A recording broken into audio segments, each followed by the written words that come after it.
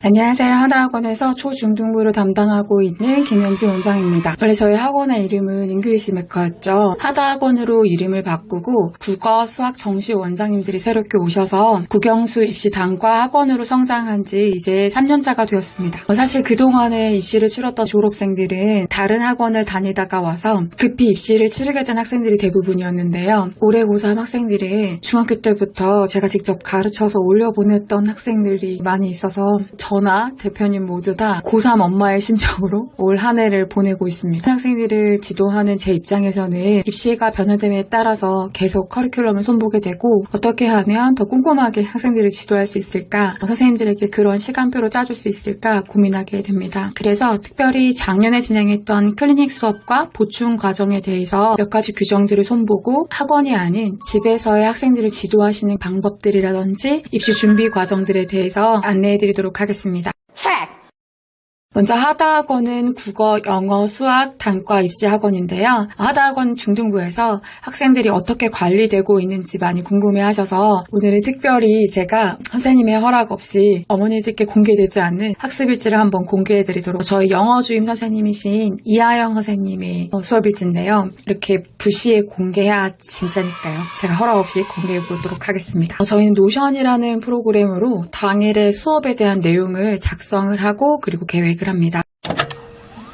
이날 초반에는 영인이, 수아, 아진이, 은서가 14강 리뷰 테스트에 관련된 해설이랑 고등 구문 독해 수업을 받았고요. 리뷰 테스트는 지난 시간에 배웠던 내용들에 대한 커트라인을 9개로 잡으셔서 많이 어려웠던 문제였나 봐요. 숙제는 이제 이렇게 내주셨네요. 주임 선생님들은 약 2주 정도의 수업 계획을 여기 올려놓으시게 되고요. 학부모님들께서 친구들이 진도가 나가는지 궁금하신 것처럼 저 역시도 이 수업일지를 통해서 우리 친구들이 지난 시간에 어떤 내용들을 공부했고 지도가 되었는지를 파악하고 있습니다. 주임 선생님들 경우는 수업을 진행하시면서 학생들의 성취도에 따라서 진도를 조금 조정하시기도 하는데요. 굉장히 교과 연결이 중요한 단원이거나 아니면 친구들의 리뷰 테스트 결과가 저조하게 된 경우는요, 다음 진도로 나가지 않으시고 그 전날에 했던 리뷰 테스트를 모든 친구들의 같이 풀어주는 해설 강의로 지도하시기도 합니다. 수업일지 창에 여기 전송 레포트라고 보시면은요, 어머니들께서 그동안 카카오톡으로 받으셨던 레포트를 보실 수가 있는데요. 제가 이름을 가리고 한 친구 레포트를 보여드릴게요. 이 친구는 리뷰 테스트를 진행을 안 했어요. 가끔 수업 시간에 해야 될 내용이 마무리가 안 됐거나 아니면 이전 리뷰 테스트에서 고쳐야 될 첨삭이 좀 많은 친구들 경우 따로 부여된 테스트나 학습을 시키시기도 하는데요. 이 테스트에 대한 결과는 저희가 트라이어겐이랑 패스로 간략하게 표기를 하고 있습니다. 단어 테스트에 트라이어겐이 뜬 경우는요, 이 친구가 통과하지 못했다라는 얘기예요. 저희가 단어 테스트 같은 경우에는 친구들이 어플로도 볼 수 있고 여러 가지로 볼 수 있지만 반드시 종이로 테스트를 다시 보고 있기 때문에 이 친구 같은 경우에는 듣기 테스트는 통과했는데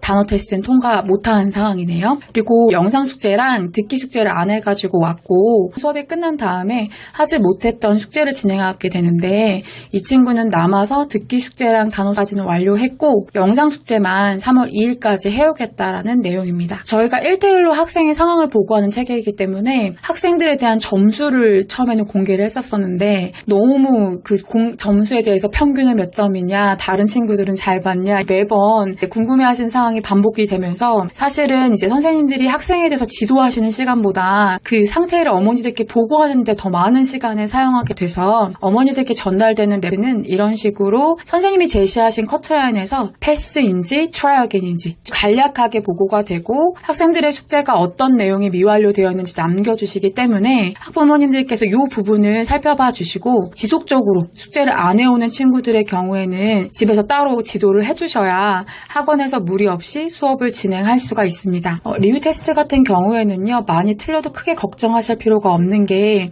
저 같은 경우에도 특별히 이 단원은 고교 연계로 너무너무 중요한 과정인데 문제를 한 번 더 드릴로 시켜주고 싶을 때 가끔 이제 테스트를 엄청 어렵게 내가지고 친구들한테 커트라인 통과를 못하게 해서 공부를 더 해가지고 오게 하거나 아니면 아니면 일요일날 이렇게 부른 적이 있거든요. 선생님들이 어떤 의도에 따라서 난이도를 조정하시기도 하기 때문에 우리 아이가 제시를 본다고 해서 너무 심각하게 받아들이시거나 걱정하시거나 그러지 않으시면 좋을 것 같고요. 어머니들께서 주로 봐주셔야 될 부분은 숙제 관련된 부분들, 성실도를 요하는 부분들에 대해서 좀 더 꼼꼼히 살펴봐 주시면 좋을 것 같습니다. 자, 그러면 제가 어머니들께 공개되지 않은 페이지에서 선생님들이 어떻게 관리하고 의사소통을 하고 계신지 보여드리도록 하겠습니다. 이거는 4명의 친구의 코칭 레포트인데요. 이름을 가리기 위해서 1번, 2번, 3번, 4번 학생의 레포트를 보여드리도록 하겠습니다. 내용을 살펴보면은 여기는 비공개이기 때문에 저나 선생님들은 점수를 적나라하게 알아야 되잖아요. 시험을 2번 봤는데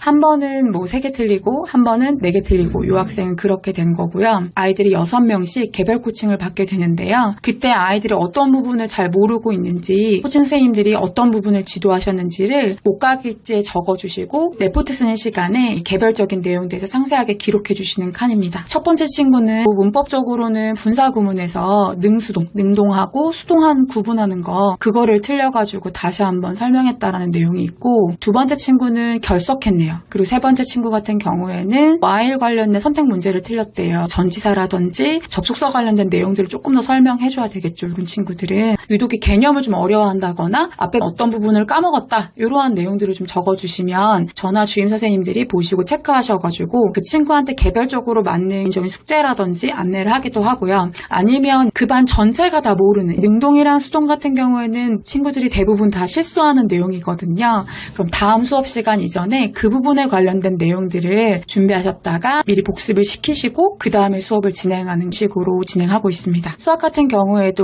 5명의 학생이 김승우 선생님께 개별 코칭을 받았는데 14문제에서 테스트 점수는 2와 같고요. 첫 번째 학생 같은 경우에는 오답도 스스로 잘하고 정답률도 준수한 편이에요. 그래서 개념이 이해 안 되는 건 없다. 두 번째 친구는 두 좌표를 보고 1차 함수식으로 구하는 방법 요거를 잘 헷갈렸던 거죠. 5번째 친구 보시면 연립방정식의 특수에 대한 공부가 필요하다고 얘기를 했어요. 이제 새로운 부분을 배우는데 그 이전의 부분 때문에 이 아이가 어떤 부분에서 좀 막혔다 하는 부분들을 이런 식으로 적어주시면 선생님께서 그 친구는 이 부분을 다시 한번 설명을 해주시거나 그 부분에 대해서 공부할 수 있는 자료나 숙제들을 주셔가지고 개별적으로 코칭을 하는 방식입니다. Track